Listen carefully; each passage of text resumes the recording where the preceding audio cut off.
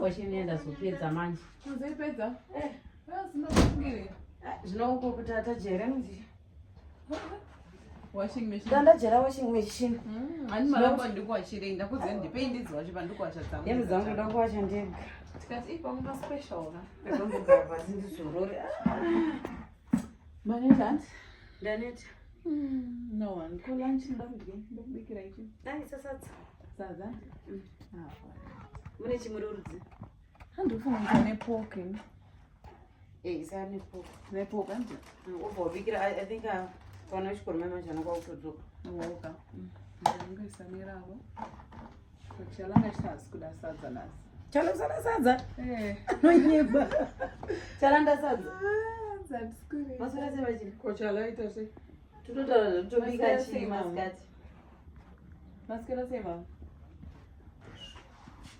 kochichi ihembe dzangu hembe dzangu inda ndikadzisa panzeka dzinorohwa nezuva saka ndatirega ndidzisemba muri kuti iko imitete ndikuti hembe dzangu majilimba kwandaenda ichigara kuchando ndinoyanika wedha yedu neyekunoku yakatosiyana kuno kune zuva rakanyanyisa hembe yangu dzinokurumidza kusaka ndachitoona tisheti yegirewe pana nchidaiwo sokuwacha yakutotaka kutotamba nenyaya yezuva naiwe mama uri kurengera tete vachinanika hembe munomba muno ndo zvawakarayirwa naatete vako iwe wakarayirwa naatete vako kuti hembe dzinonanikwa mumbaini ati hembe dzavo hadzifani kurohwa nezuva saka inandisinga saka iwongo asingadi handakuziva kuti havafani kuyanikira munomu uri mukadzi rudzii asingazive kuti mumba mufanirwa unanikirwa hembe wati wakaingei kana usingazizive izvozvo koyani mhosva aiwa to be honest ndimi kamunoti muroro uyu mushinupai uri mushinupai iwewe kwatadze murora uri mushinupai hembe dzichinanikwa mumba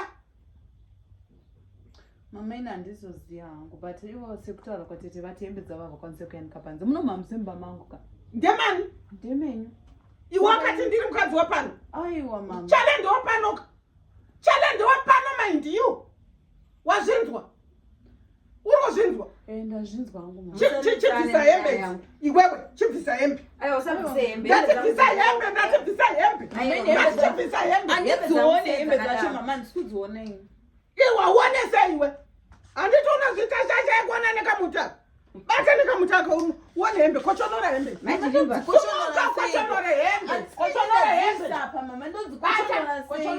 musabaye kana hembe dzangu musadzibaye musabaye hembe dzangu majilimba ayewo ndinobvisa ayewa siye hembe dzangu basa rese kuisa tsvinamba vanhu vakapinda munomu hembe dzakadai so vanoti chii chakadai shuru ari munhu rakadai amunyare hemi but makaita se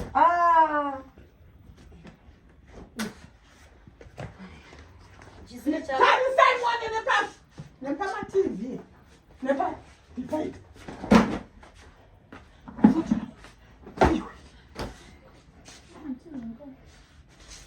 uri munhu kadzi rudzii mama inini handina nyarara mary nyarara munomba hamusi mary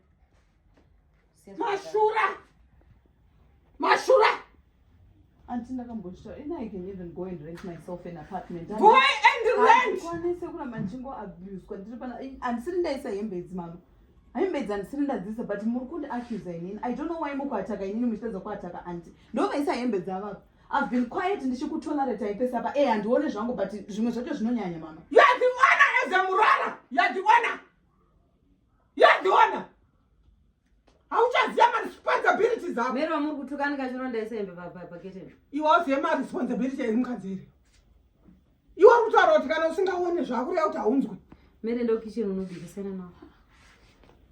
Mejiri vamubva manyanyi ushungurudza murora pamba panapa.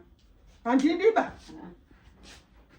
Inini ndozvamaitwa namai vangu ere zvamuri kuita mukadzi. Ndozvamaitwa namama imi.